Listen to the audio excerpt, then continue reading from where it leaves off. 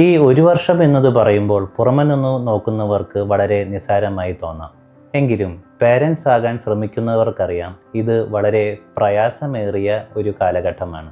എന്നാൽ നമ്മൾ ഒരു വർഷ കാലയളവ് ശരീരത്തിന് കൊടുത്തേ മതിയാകൂ. കാരണം പലപ്പോഴും നിങ്ങൾ ഒരു പുതിയ കുടുംബജീവിതം തുടങ്ങി പുതിയൊരു ജീവിത പങ്കാളിയെ ജീവിതത്തിലേക്ക് ക്ഷണിച്ചിട്ടേ ഉണ്ടാകുള്ളൂ.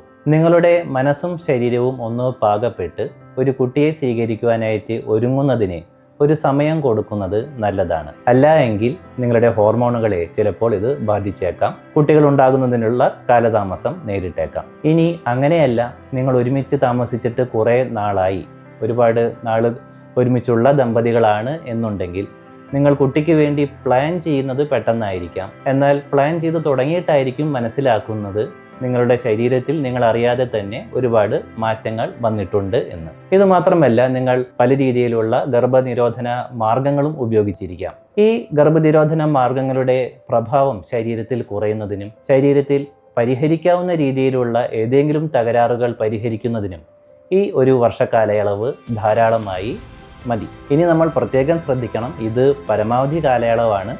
ഇതിൽ കുട്ടികൾ ഉണ്ടാകാനുള്ള സാധ്യത കാണുന്നില്ല എങ്കിൽ ട്രീറ്റ്മെൻറ്റിന്, അതായത് ചികിത്സകൾക്ക് ഒരു സമയമായി എന്ന് മനസ്സിലാക്കണം.